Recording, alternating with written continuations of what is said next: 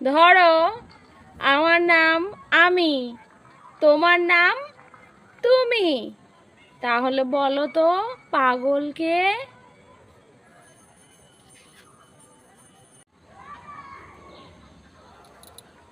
মেয়েরা friend request accept করলে কিছু কিছু ছেলেরা এমনভাবে থ্যাঙ্কস জানায় যে মনে হয় এতদিন বেকার ছিল, এখন সরকারি চাকরি পেয়েছে।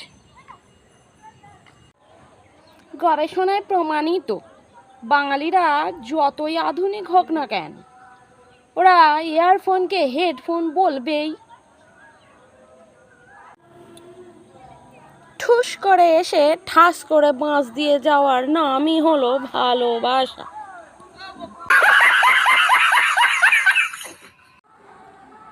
আই হ্যাভ এ গভীর প্রশ্ন। বাড়িতে বন্ধু বান্ধবীরা এলে প্রতিবেশীরা দেখতে পায়, বাড়িতে চোর পড়লে ওরা দেখতে পায় না কেন? কেউ ভিড়ের মাঝখানে ঠেলাঠেলি করবেন না, সবাই লাইনে দাঁড়ান, কারণ সবাই গালি দেওয়ার সুযোগ পাবেন। এখন আর কারো কথা গায়ে মাখি না, একটা ভালো লোশন কিনছি, ওটাই গায়ে মাখি। সংসার সুখের হয় পুরুষের গুণে, যদি সে চুপচাপ বউয়ের কথা শোনে। জীবনে এত টেনশন, বুঝতেই পারছি না যে কোন সময়ে কোন টেনশনটা নিয়ে টেনশন করব। ধরো আমার নাম আমি, তোমার নাম তুমি, তাহলে বলো তো পাগলকে। যেখানে 33 পাইলে পাস, সেখানে অতিরিক্ত নাম্বার আশা করা তো লোভ।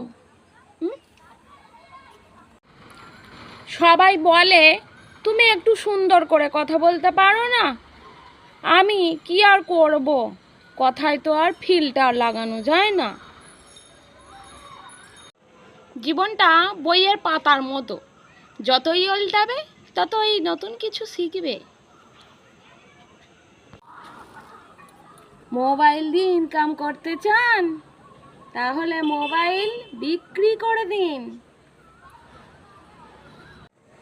কি জানি ফোনে কি ধরনের ভিটামিন আছে, একদিন না ইউজ করলে নিজেকে যে দুর্বল দুর্বল লাগে।